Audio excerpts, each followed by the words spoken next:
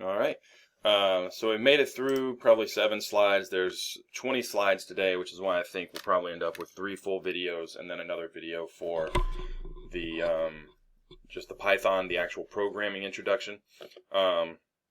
Binary operators is the kind of the opposite of the unary operators. The unary operator only has one operator, operand.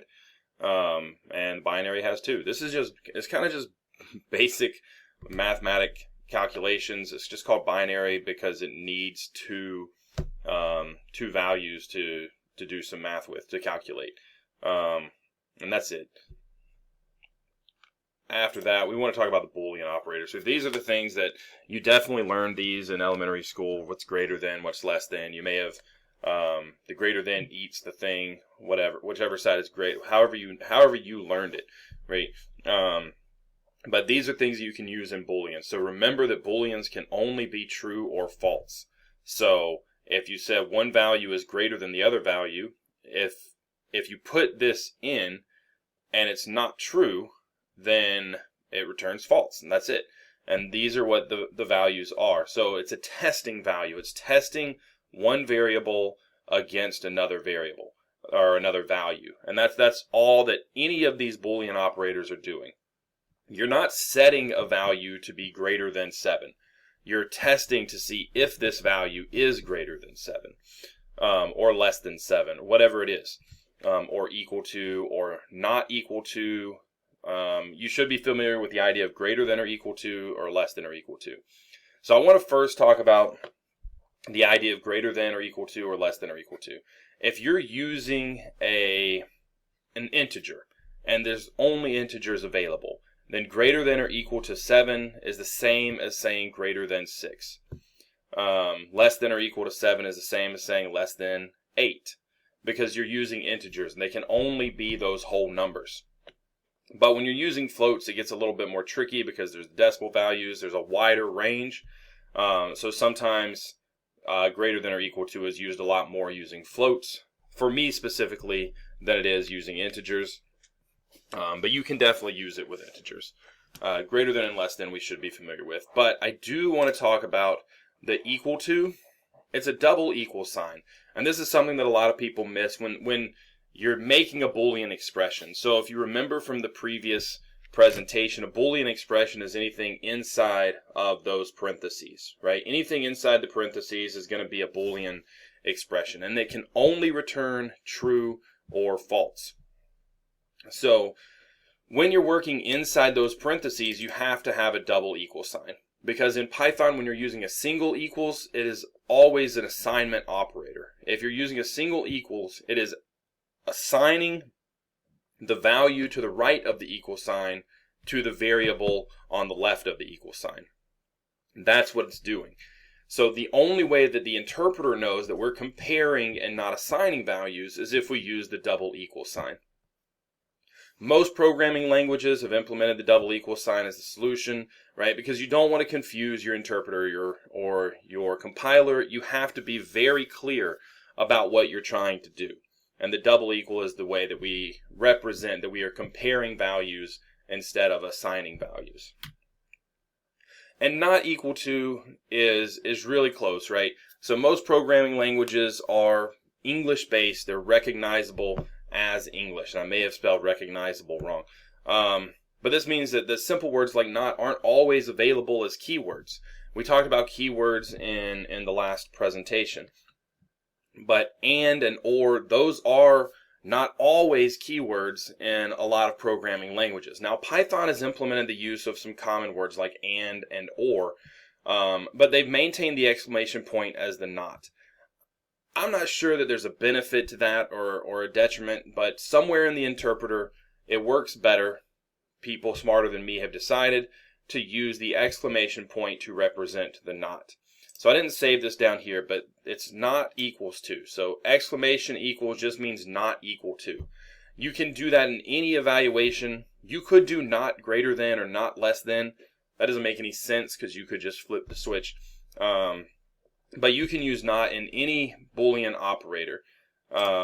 and it just, or exclamation point in any Boolean operator, and it just represents not. So the next thing we want to talk about is moving a little bit different to priorities. So Python calculates all of the math based on what we consider standard kind of accepted prioritization of arithmetic operations. So you've probably learned PEMDAS, or please excuse my dear Aunt Sally, or some other mnemonic, right? Something that tells you that parentheses come first, and then exponents, and then multiplication and division, and then addition and subtraction. It's a little confusing because multiplication does not come before division, right? It just is, that's the way we've remembered it, but it doesn't come before division. Everything, when all things are equal, reads from left to right. So 2 plus 3 minus 4 plus 8 minus 6 minus 7 minus 12 plus 14, you can read that just left to right and work it out as you go. But once you start mixing and you add in a multiplication, then you can't read this from just left to right. Because when we talk about the prioritization, we know in math that the multiplication takes precedent. So it would be 3 times 4 would be equal to 12, and then you add the 2 to it. If you wanted to do the addition first, you would put those in parentheses. And Python recognizes this designation. It recognizes these priorities. So if you're doing like larger math equations or small math equations with just a few different varieties, then understanding that the Python calculates it based on PEMDAS. Parentheses first, then exponents, then multiplication or division, and then lastly addition or subtraction. But then we talk about binding, and this is also called associativity. And this is the idea that in most cases, we read from left to right. But specifically with exponents, there's an exception. With exponents, we always associate those from right to left. And again, Python does a really good job. It knows all of this stuff. So when you write it out, if you write it out properly, Python is going to do the math correctly, as long as you write it out properly, because it knows, it understands the prioritization. It knows whether to associate from left to right or from right to left. Now, this is going to be true in other things that we learn along the way, right? A lot of stuff, most everything in Python is executed from top to bottom and from left to right. That is the standard binding, the expected processing of Python. But there are some things in some cases that do associate it from a different direction. We'll talk about those as they come up. But for right now, the only one that we know is exponents, because those are what we're learning about right now. So exponents, 2 to the third to the square is equal to 512, because we know exponents are associated from right to left. So on the paper, this would be 2 cubed squared, and we would calculate the 3 squared first to be 9, and then we would get 2 to the 9th, which we know is 512. So when we talk about it later in the camp, and I talk about things having associativity from the right, then just remember that it's just going to be like an exponent. Again, that's not very many things. We won't run into it a lot, but there are instances where it comes up, and knowing which way Python evaluates the expression, that will make sure that you've written it correctly. Much more likely, we'll run into an issue where we're not reading from top to bottom, thanks to the functions that we're writing, where we start and then we go up. But for the most part, remember that Python executes from top to bottom and from left to right. The next thing is floating point accuracy. And this is not something, in my opinion, that actually matters for most of everything what I do. But when you're working with floating points, if you end up trying to add 0.1 and 0.2, sometimes your interpreter will spit out the number 0.300000004, whatever it is, right? There's some rounding error here. The reason for that is because the only way that your interpreter can represent the language, represent the numbers, is through a binary. So the binary for 0.1 is a repeating number. It's 0.000110011, and that repeats indefinitely. And the binary for 0.2 is really close to that, right? 0.0011 or 0.0011, just that repeating. Now we can't store infinite values, so eventually there's going to be a rounding that occurs when we're working with binaries for 0.1, 0.2, 0.3, any of those.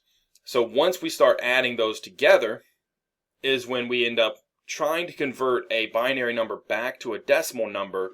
Sometimes we recognize the errors. They become really apparent, and you get something like 0.300000004.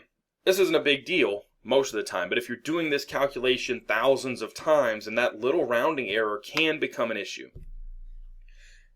Generally that never matters, right? Because it's such a small rounding error, and you're not using all the decimals anyway in most of what we're doing. But if it's important to know that there is that floating point accuracy issue, so that if you are running a code and you're just not getting back what you think you want, or what it's supposed to be, your numbers are off for some reason, you can change floats to something called a double. So when we talk about variable types, we have integers, floats, strings, booleans, and a double. The biggest difference between a double and a float is that a double uses twice as much memory to store the value. So it still is going to have a rounding error, but that rounding error is going to be much, much smaller than if you're using a float. Because you're using twice as much memory, right? So just remember that it is a thing. It definitely happens. You will see this really weird math sometimes when you're trying to print things out. But it's not an issue. You can solve it by converting to integers and then doing the decimal math again if you need to. But for the most part, it's just something that is known, and we don't worry about it. Next thing I want to talk about is typecasting. I've got a couple of minutes left, so I'm probably going to get through this slide, and then we'll pause and move on to the third presentation. But typecasting is the idea of converting one data type to another. So when you run int value, what this is doing, so this is a function that is default. This comes naturally with Python. Right, int int is a keyword. Value is just my representation of whatever number, whatever value you're going to be putting in the parentheses. So generally, it's a string of numbers. So 123 is a number, 123, but you can also interpret it as a string, which doesn't have a numerical value to it. Sometimes you want to get that numerical value. When you do, you just convert the string to an integer using this sequence. Sometimes you want an integer to be a float, so you're going to be doing different math. You really want decimals, so you do float, and then your value has to be an integer, and you can convert that integer into a float.